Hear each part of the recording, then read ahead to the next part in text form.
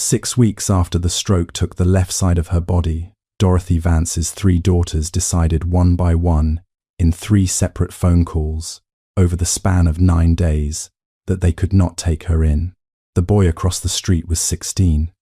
He did not know her name yet.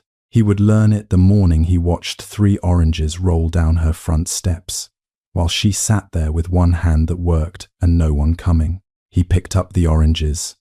He carried the bags. He said, "Yes, ma'am." Then he went to school. He did that every morning for 2 years. She did not know yet what she would leave him. He did not know yet what she had been keeping under her bed for 34 years. Dorothy Eleanor Vance was a school nurse for 34 years. She worked at Carver Elementary on the south side of Memphis, in a small room with a cot and a cabinet and a window that faced the parking lot. The room smelled like rubbing alcohol and peppermint candy. The peppermint was hers. She kept a bowl of it on her desk and a handful in the pocket of her white coat, and she gave them out to children who cried, which was most of them, and to children who did not cry, which was the ones she watched carefully. She called every child baby. The boys, the girls, the quiet ones, the loud ones. Baby, come, sit down. Baby, let me see that knee. Baby, when did you last eat? That was how you could tell which question was the real one. She asked the last one the most. She made $12 an hour for the first 12 years and $19 an hour for the last 5. She bought sandwiches for children whose names she learned by memorizing which cubby was empty at lunchtime. She did not tell anyone she was doing it. She did not put in for reimbursement. The school did not have a fund for that. She had a checking account and a budget, and she moved money from one line to another until it worked out. It always worked out. She called parents. She wrote notes. She held ice to the back of a 4th grader's neck for 40 minutes once, while the girl told her what was happening at home. And when the girl stopped talking, Dorothy wrote down everything on a piece of yellow paper and walked it to the principal's office herself. The girl did not go home that afternoon. The girl is 41 years old now and teaches 2nd grade in Nashville and has never stopped writing Dorothy a Christmas card. Dorothy kept those cards. She kept all of them. She retired at 67. The school was supposed to throw her a party. The party got cancelled because the district pulled the budget the week before. Nobody told her until the Friday. The principal apologized. Dorothy said it was fine. She said it like she meant it, which she mostly did, and she spent her last afternoon alone in the nurse's office, packing 34 years of things into 2 cardboard boxes.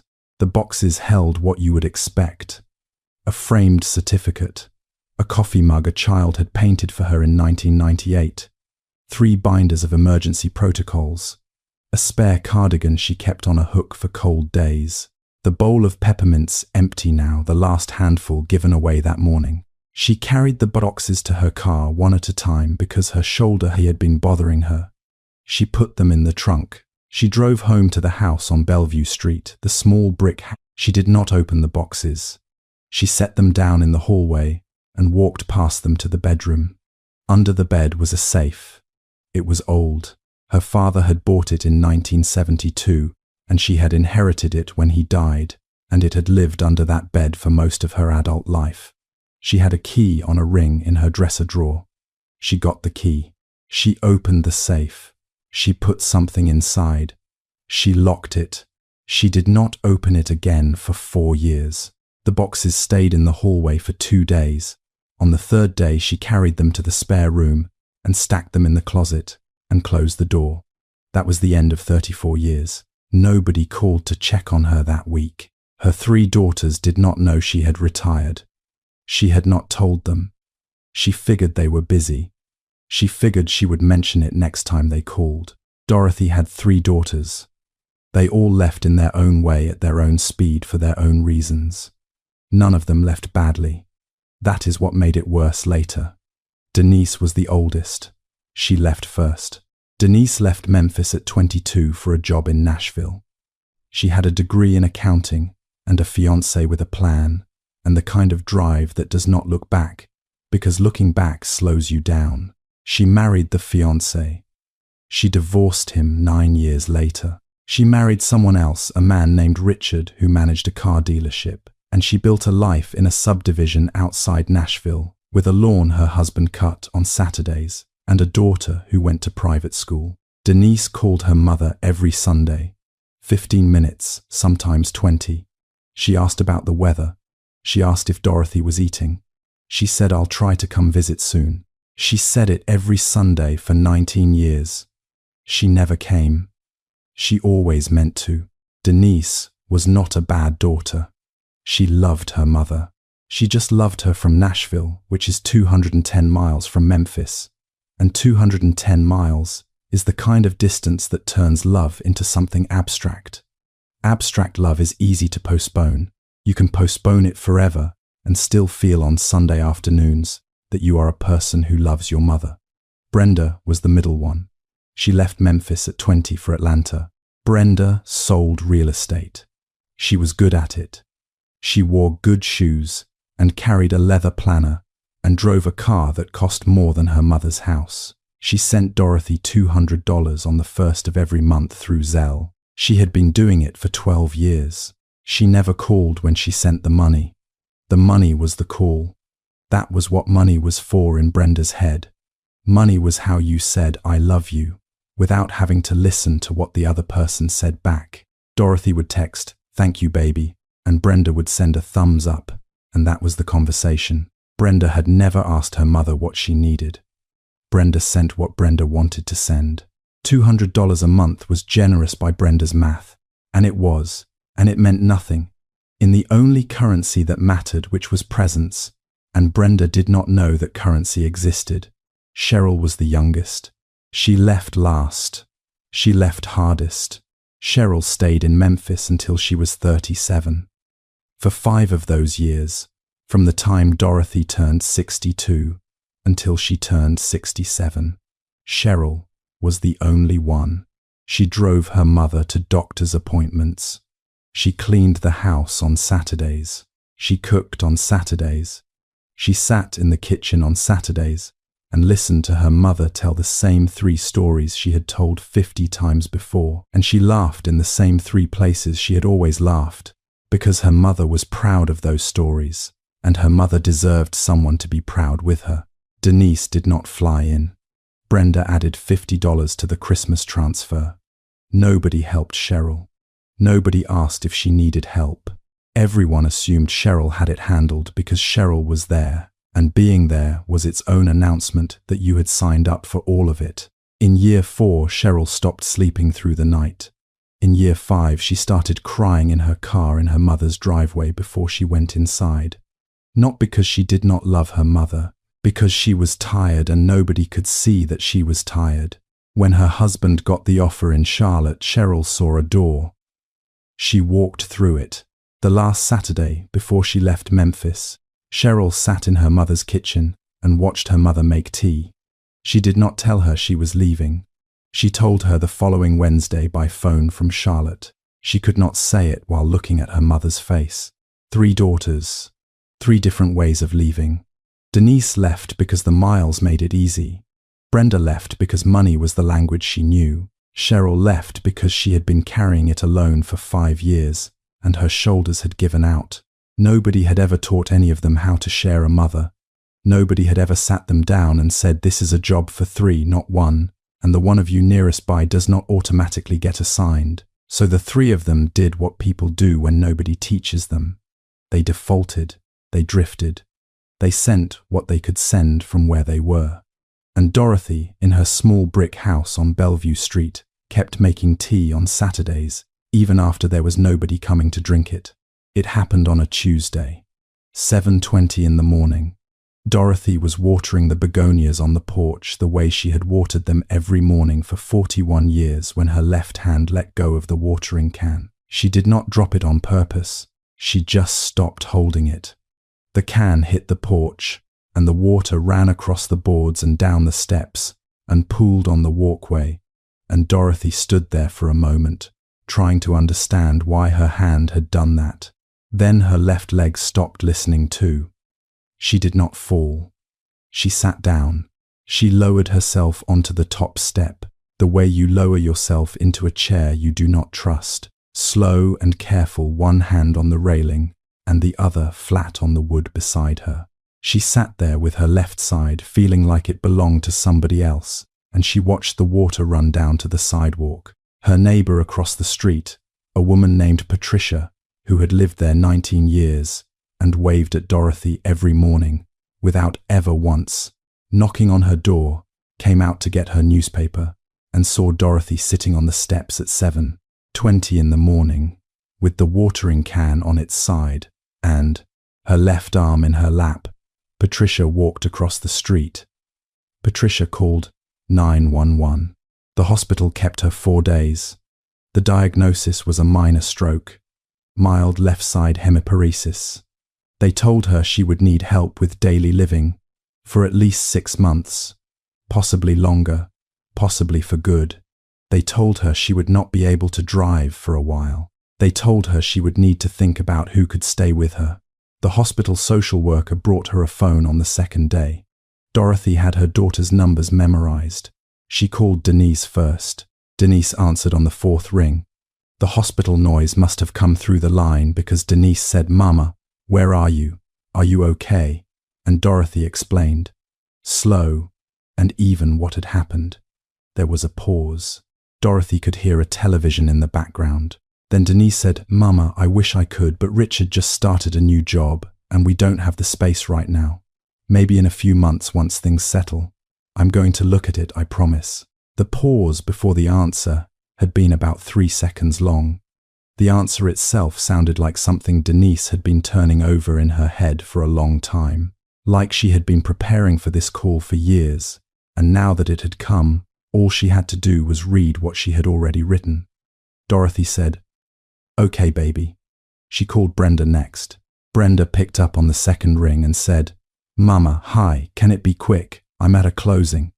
Dorothy said it would be quick. She told her about the stroke. Brenda's voice changed, but only the way a voice changes when somebody knows the right shape of concern to put on. Brenda said, "Oh my God, Mama." Okay.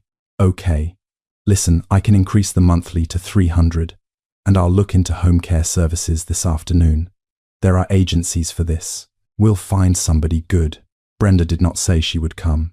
She said she would find somebody. She said it the way a person says they will find a contractor. Dorothy said, "Thank you, Brenda." Her voice was flat, not warm, not cold, just flat, the way a voice goes when it has used up the energy to be anything else. She called Cheryl last. Cheryl was the one she had thought hardest about calling. Cheryl was the one she had hoped she would not need to. The phone rang once, twice, 5 times. Dorothy almost hung up. Then Cheryl picked up and said, "Mama," Dorothy told her. The silence on the other end of the line was long enough that Dorothy looked at the screen to make sure the call had not dropped.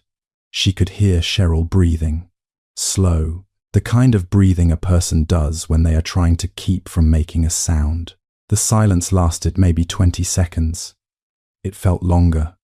Then Cheryl said, "I just can't do this right now." She did not give a reason. She did not say Charlotte. She did not say her husband, her job, her schedule, her own life. She did not say "I'm sorry." She did not say "I love you." She said 5 words, and she stopped. "I just can't do this right now." Dorothy did not ask her why. Dorothy already knew why. Dorothy had known for 5 years and had never said it out loud to anyone, not even to Cheryl, especially not to Cheryl, because saying it would have made Cheryl feel worse than she already did. And Dorothy had never wanted to be the kind of mother who made her daughter feel worse. So she said the only thing she could say. She said, "All right." The line went quiet again. Then it clicked. Dorothy lowered the phone to her lap. She sat there in the hospital bed, with the rails up on both sides, and the IV in her good arm, and the television on a news channel with the sound off. The nurse came in to check her vitals. The nurse was young, maybe 26, and she looked at Dorothy and at the phone and asked, gentle, the way you ask somebody who has just gotten bad news, "Is there anyone else you want to call, miss?" Vance, Dorothy, looked up at her. "No, thank you," she said. That was everybody. The nurse stood there a second longer than she needed to. Then she nodded and wrote something on the clipboard and left. Dorothy stayed in the bed with the phone face down on the blanket. She did not cry. She did not move. She looked at the window. The window faced the parking lot. There was nothing in the parking lot worth looking at. She looked at it anyway. That was Tuesday afternoon around 3. By Friday, she was home. The house on Bellevue Street had not changed. Nobody had moved anything. The watering can was still on the porch where she had dropped it dry, now tipped over on its side. Patricia, from across the street, had picked up the mail and stacked it on the kitchen counter. There was a casserole in the refrigerator with a sticky note on it that said, "Heat at 350 for 30 minutes. You don't have to write back. Patricia." Dorothy stood in the kitchen for a long minute, looking at the casserole. Then she sat down at the table and tried to open the bottle of medication the hospital had given her. The cap was child-proof. You needed 2 hands. She tried to brace it against her chest with the weak arm. The arm could not hold pressure. She switched and tried to brace it against the table and twist with her good hand. The cap slipped. She tried again. The cap slipped again. It took her 3 minutes to open 1 bottle of pills. That was the new clock. That was the new measurement of everything from now on.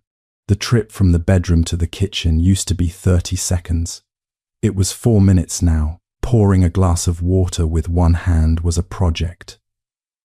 Buttoning a shirt was a project.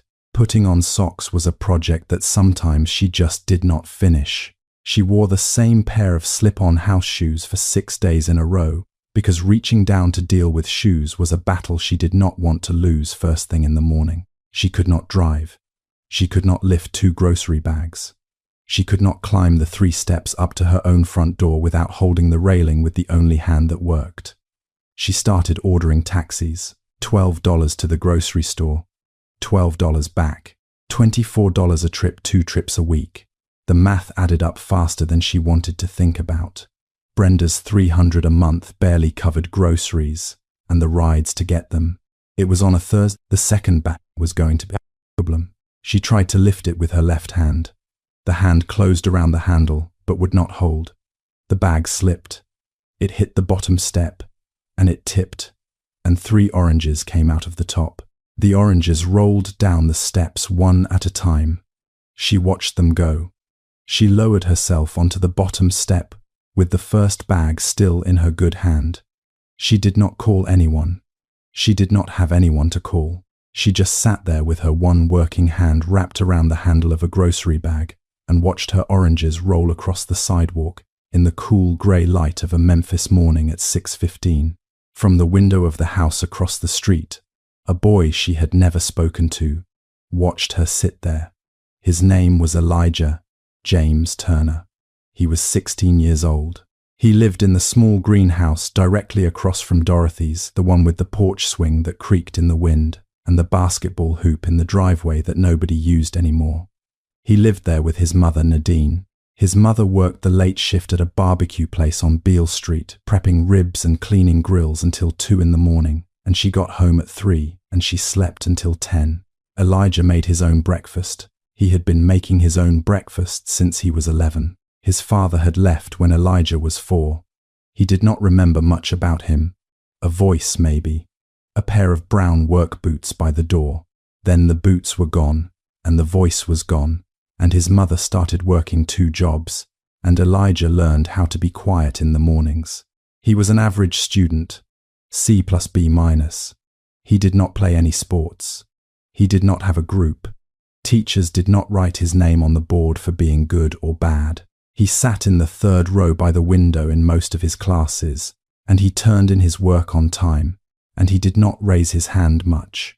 The school counselor would not have been able to pick him out of a yearbook. He had one thing, though.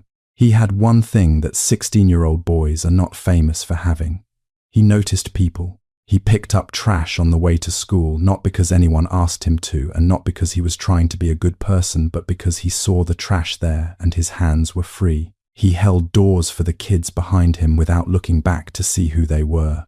When the cafeteria lady forgot to put a fork on his tray, he did not say anything, because he could see she was tired, and he ate his macaroni with a spoon. He did not tell anyone he had done that. He just did it.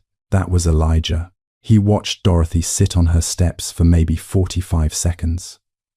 The orange that had rolled the farthest had stopped against the front tire of his mother's parked car. He looked at the orange. He looked at the woman. He set down his backpack on the front porch. He walked across the street. He picked up the orange by his mother's tire, then the one in the grass, then the one on the sidewalk. He carried them in the crook of his arm up to the bottom step where Dorothy was sitting. He did not say anything yet. He bent down and picked up the second grocery bag that had tipped over, and he gathered the loose things back into it. A box of crackers, a can of green beans, a pack of chicken thighs in plastic. He put the oranges back in last. Then he carried both bags up the 3 steps and set them down by the front door. Dorothy was still sitting on the bottom step. She turned her head to look up at him.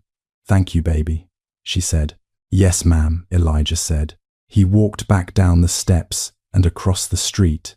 He picked up his backpack from his porch. He went to school. He thought about her all day in 3rd period algebra. The next morning, he was outside at 6:10.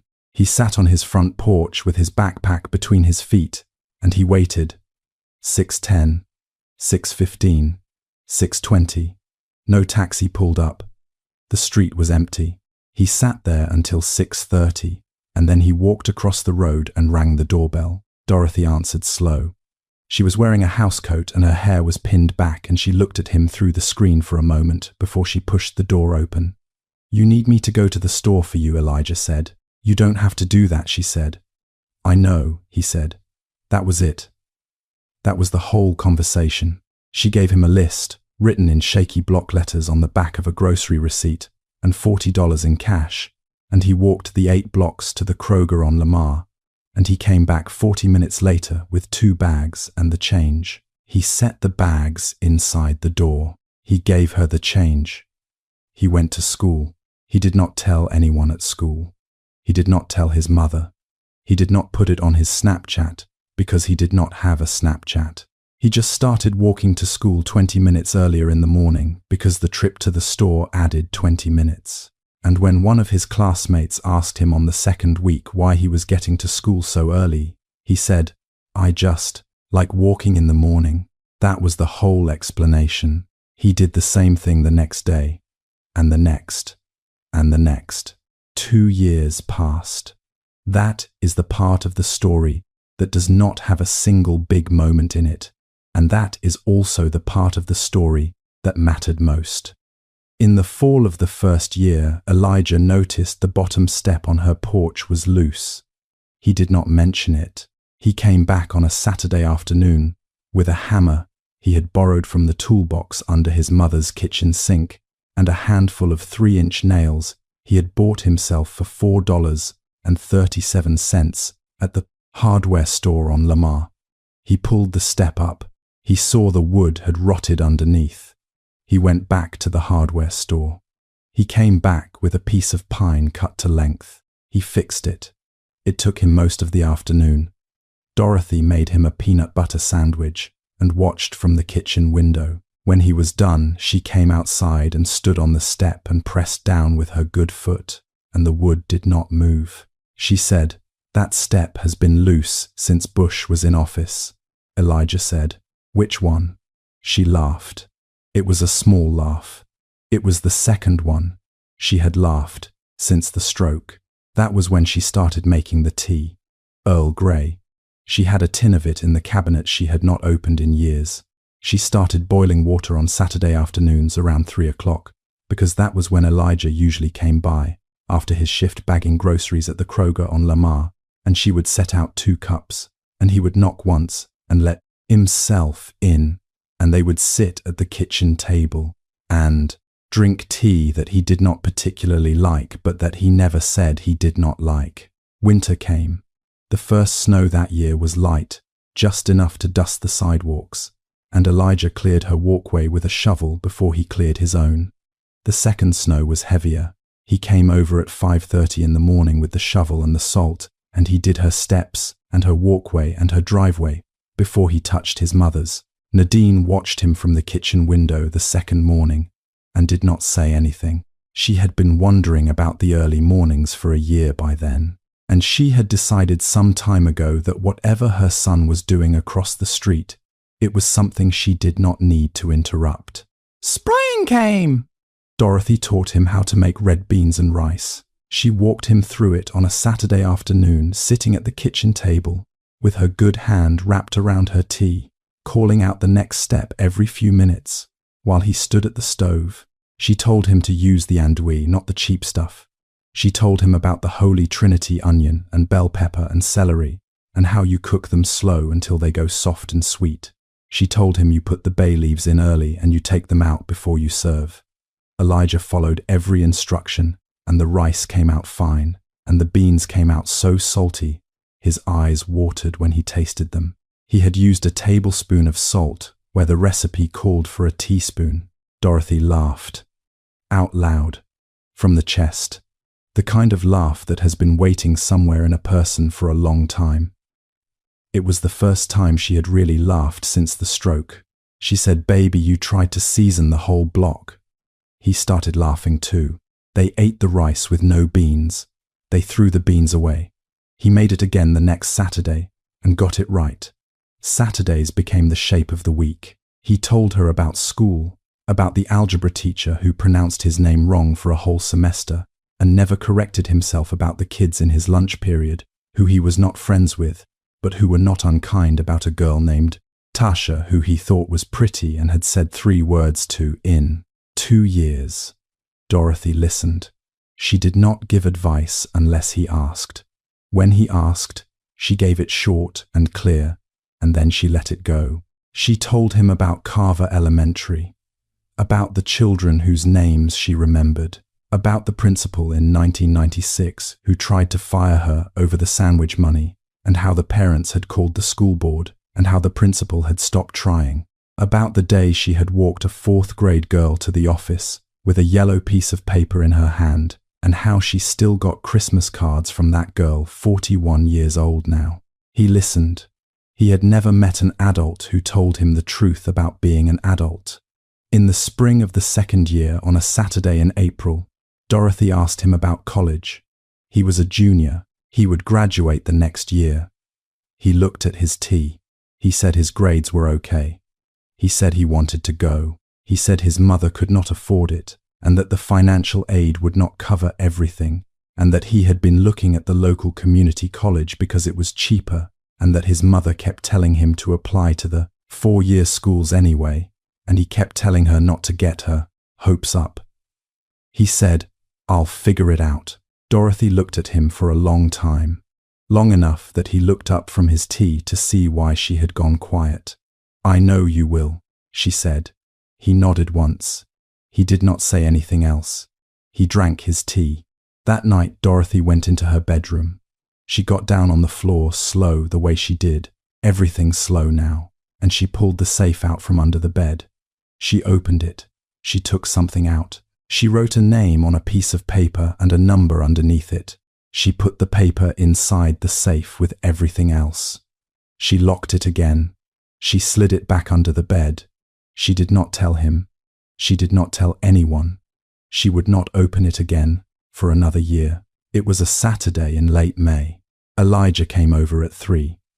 He brought the grocery bags in and put them on the counter and took his usual seat at the kitchen table. The kettle was already on. The tea was already out. Dorothy sat across from him with her good hand wrapped around the handle of her cup, and she did not start talking right away. She said, "Baby, I want you to come back to the bedroom with me for a minute." He followed her down the hall. She moved slow.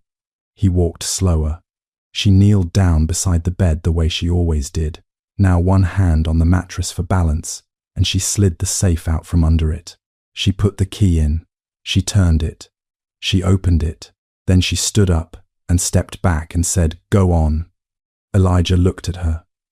Then he looked at the safe. It was full of paper. He lifted out the top bundle. It was letters. Hundreds of them, tied in groups with rubber bands stacked on top of each other in no particular order. Some on yellow-lined paper, some on cards, some on folded notebook pages with spiral-ripped edges. He picked up one at random. A woman's handwriting.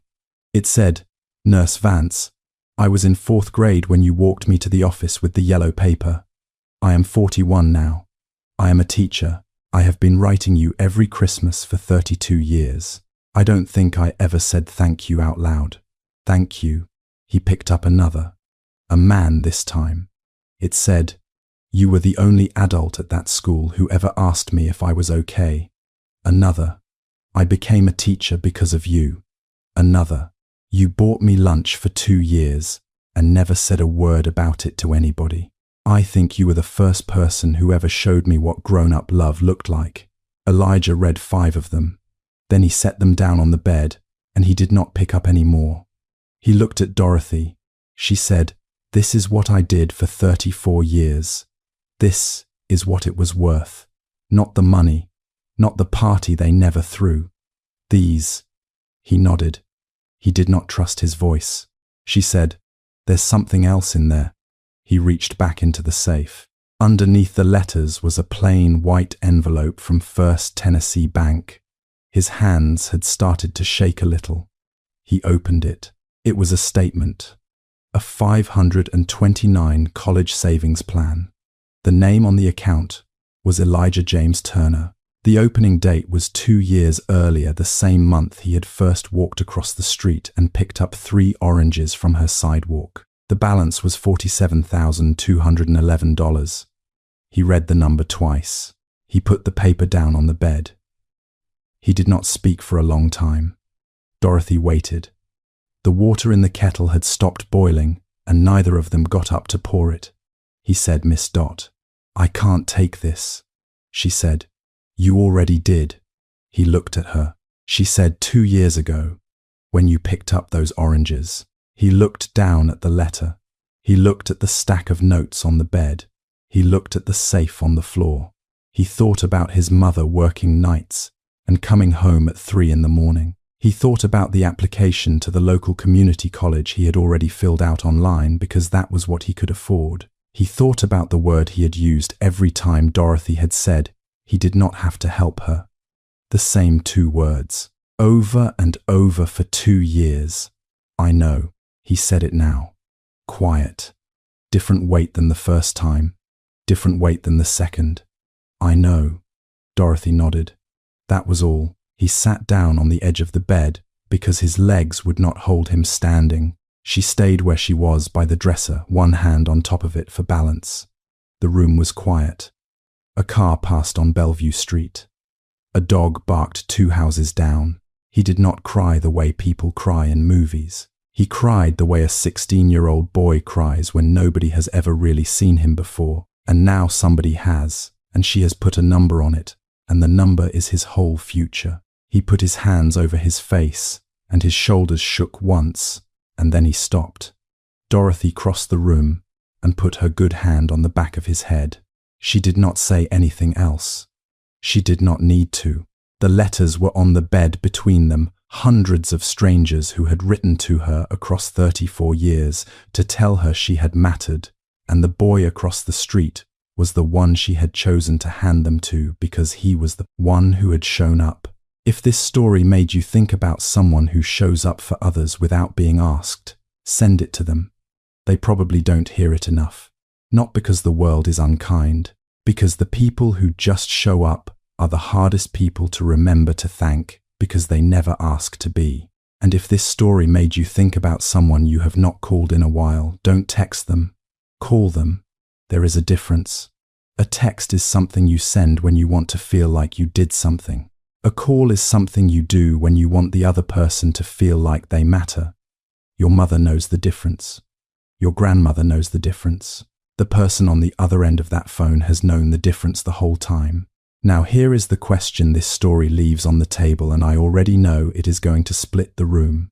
Dorothy left everything to a neighbor's teenage son. A college fund. Her house. Every single thing she had left. and she left nothing to her 3 daughters. But one of those daughters spent 5 years taking care of her before she broke. 5 years alone, while the other 2 stayed gone. So here is what I want you to sit with. Was Dorothy right to leave Cheryl out with the other 2?